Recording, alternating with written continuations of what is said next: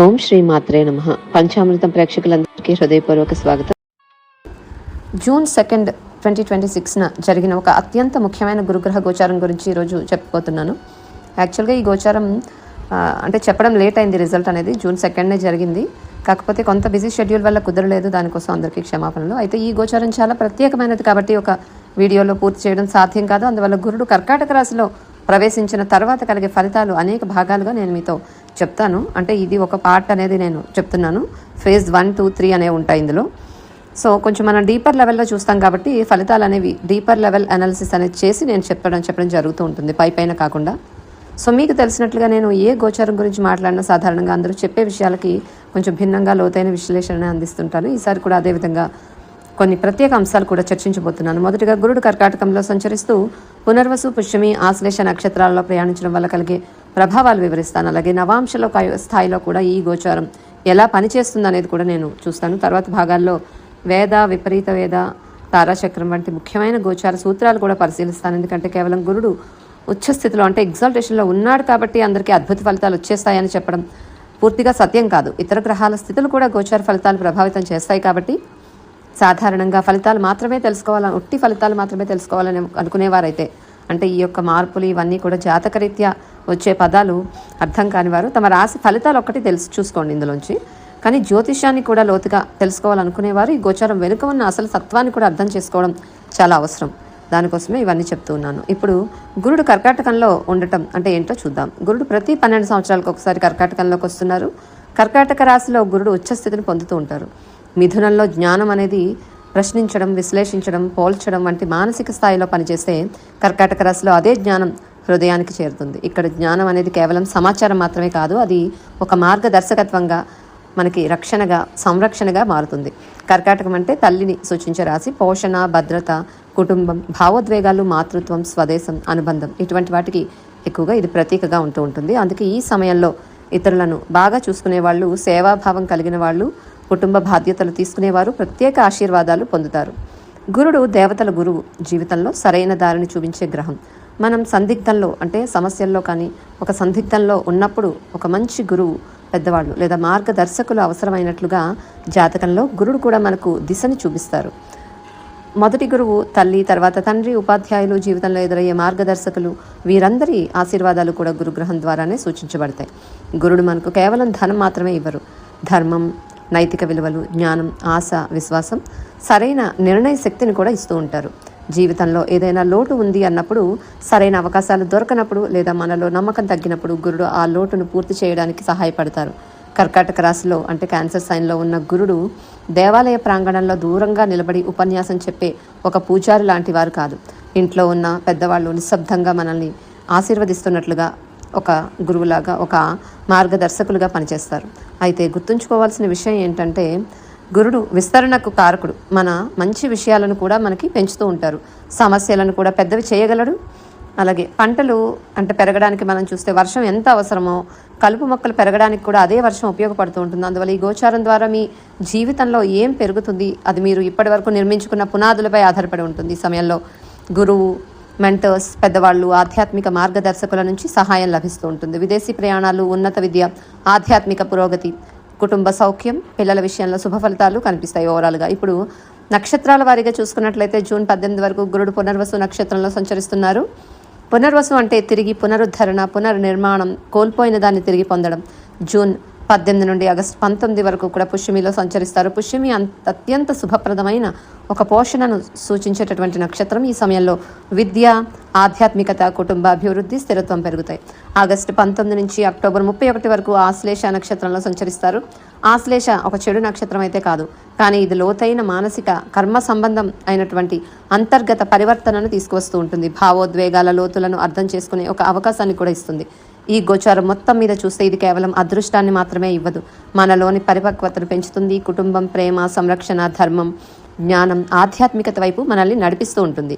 కాబట్టి ఈ సమయంలో నాకు అదృష్టం వస్తుందా అనే ప్రశ్నతో పాటు నా జీవితంలో ఇప్పుడు ఏం ఎదగాలి, అంటే నేను ఏ విధంగా ఎదగాలి, నేను ఏ విషయంలో పరిపక్వత సాధించాలి అనే ప్రశ్నను కూడా మీకు వేసుకోవాలి.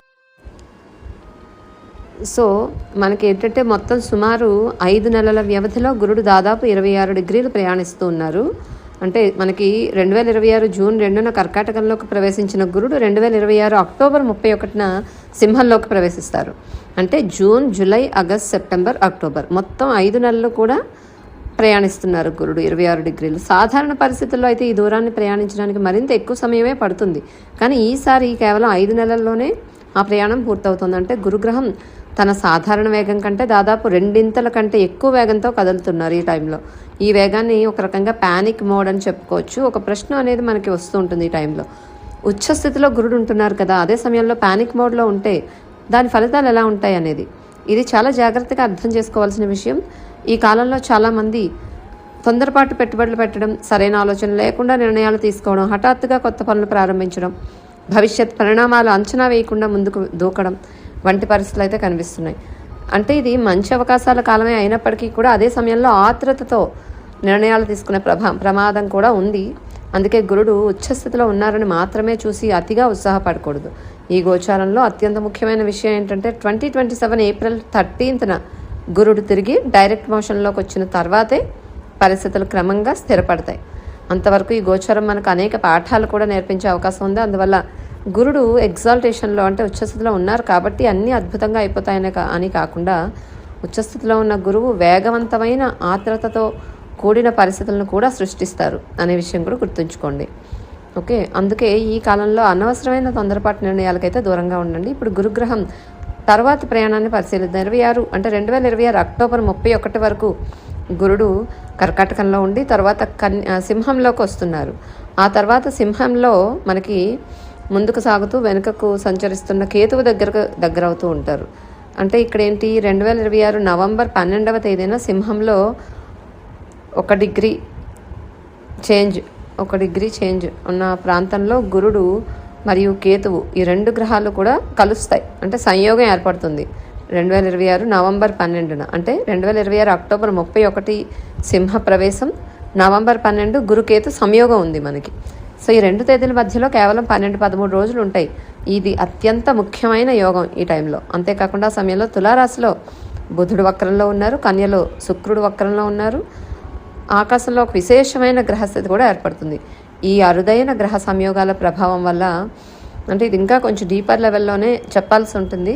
కానీ మనకేంటంటే ఈ సంయోగం అనేది కొన్ని రకాలుగా పాజిటివ్, నెగిటివ్ 2 ఇస్తూ ఉంటుంది.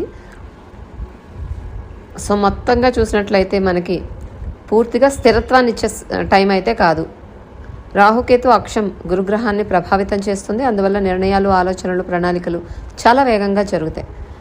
ఓవరాల్గా ముఖ్యంగా వ్యాపారంలో ఉన్నవాళ్ళు, దిగుమతి ఎగుమతి వ్యాపారాలు చేసేవాళ్ళు, విదేశీ ఒప్పందాలు చేసుకునే వాళ్ళు కూడా చాలా జాగ్రత్తగా ఉండాలి.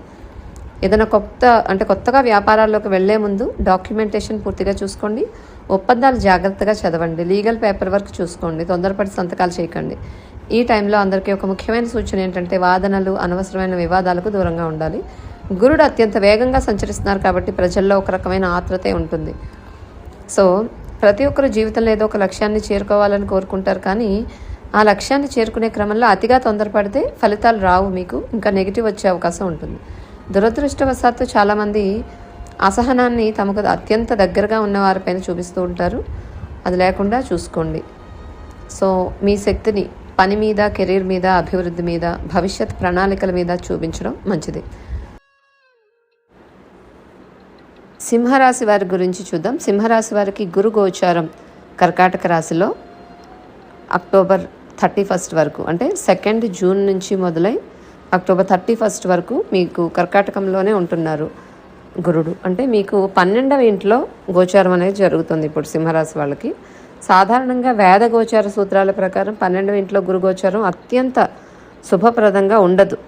అందుకే చాలామంది 12వ ఇంట్లో గురుడు అంటే ఖర్చులు, ఆలస్యాలు, నష్టాలు అనేది ఉంటుంది. కానీ ఎప్పుడు నేను ఏం చెప్తాను అంటే కేవలం గోచార స్థానాలు మాత్రమే కాదు, వేద మరియు విపరీత వేద అంటే ఇవి కూడా వీళ్ళు ఎక్కువగా అందరము చూసుకోవాలి. ఇక్కడ ఒక ఆసక్తికరమైన విషయం ఉంది. ఏంటి అంటే 12వ ఇంటి ప్రతికూల ఫలితాలు తగ్గించే విధంగా 2వ ఇంటి యాక్టివేషన్ కూడా ఇక్కడ వీళ్ళకి జరుగుతోంది. అదేంటి, ఆగస్ట్ 1 నుంచి సెప్టెంబర్ 2 వరకు శుక్రుడు కన్యలో ఉంటున్నారు.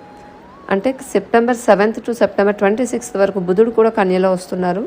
సో సెప్టెంబర్ 17th నుంచి అక్టోబర్ 17th వరకు రవి కూడా కన్యా రాశిలోకి వస్తున్నారు.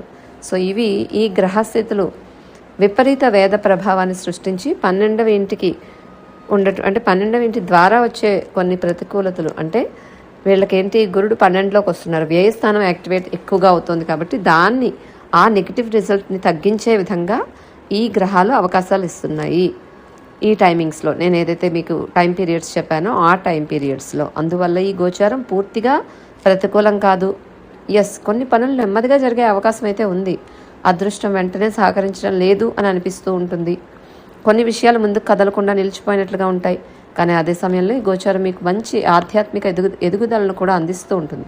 ధ్యానం, జపం, యోగా, ఆధ్యాత్మిక సాధన, ఆశ్రమాలు, ఎవరైనా హీలింగ్ కార్యక్రమాలు చేసే వాళ్ళు ఉంటే వాళ్ళకి, రిట్రీట్స్కి, అంతర్ముఖ జీవనం, ఇటువంటి వాటికి ఇందులో ఉన్న వాళ్ళకి, ఇందులోకి వెళ్ళాలనుకునే వాళ్ళకి చాలా మంచి అనుకూలమైన సమయం.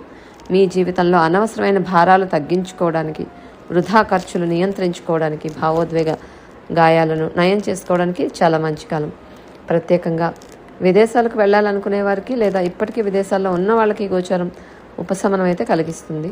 విదేశీ అవకాశాలు, విదేశీ ఉద్యోగాలు, వాటి కోసం ప్రయత్నించే వాళ్ళకి పురోగతి కనిపిస్తుంది. అలాగే ఆస్తి, వాహనాలు, నివాస మార్పులు వంటి విషయాల కోసం ప్రయత్నించే వాళ్ళకు కూడా కొన్ని మంచి పరిణామాలు ఇచ్చేటటువంటి రిజల్టే ఉంటుంది.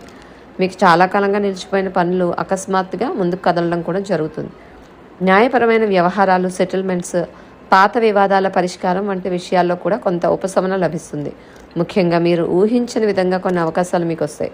ఇప్పటి వరకు ఎదురైన అడ్డంకులు క్రమంగా తొలగిపోతున్నట్టుగా కూడా కొన్నిసార్లు అనిపిస్తుంది. ఇది విపరీత వేద ప్రభావం వల్ల కలిగే ముఖ్యమైన ఫలితాల్లో ఒకటి. భావోద్వేగ పరంగా కూడా మీరు మరింత బలంగా మారుతారు. లోపల నుంచి ఒక కొత్త నమ్మకం, ఒక కొత్త క్లారిటీ, కొత్త ప్రశాంతత ఏర్పడుతుంది సింహరాశి వాళ్ళకి. అయితే ఒక విషయం ఏంటి అంటే ఈ సమయంలో జరిగే ప్రతి ఆలస్యము కూడా మీకు చెడు కోసం కాదు. కొన్ని ఆలస్యాలు దైవ రక్షణలో భాగంగా కూడా ఉంటాయి. అందువల్ల ఓర్పుతో ముందుకు సాగండి. మొత్తం మీద చూస్తే సింహరాశి వారికి గురుడు 12వ ఇంట్లో ఉన్నప్పటికీ కూడా విపరీత వేద ప్రభావం వల్ల అనేక అడ్డంకులు తగ్గే అవకాశాలు అయితే ఉన్నాయి. ఆధ్యాత్మిక పురోగతి, విదేశీ అవకాశాలు, హీలింగ్, అంతర్ముఖ వికాసం, ఆర్థిక స్థిరత్వం మరియు జీవితంలో నిలిచిపోయిన విషయాల పునరుద్ధరణకు ఇది ఉపయోగపడే గోచారంగా కనిపిస్తూ ఉంటుంది.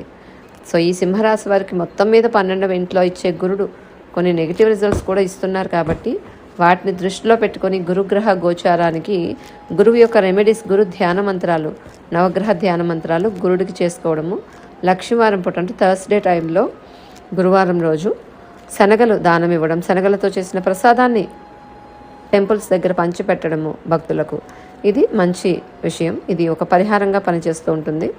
ఇటువంటి పరిహారాలు చేసుకోండి. గురుగ్రహ నెగిటివిటీ ఏదైతే కొంతవరకు ఉంటుందో 12వ ఇంట్లో ఉన్న నెగిటివిటీ అది తగ్గించుకోవడానికి ఇది కొంతవరకు ఉపయోగపడుతుంది. ఇది సింహరాశి వారి గురు గోచార ఫలితాలు.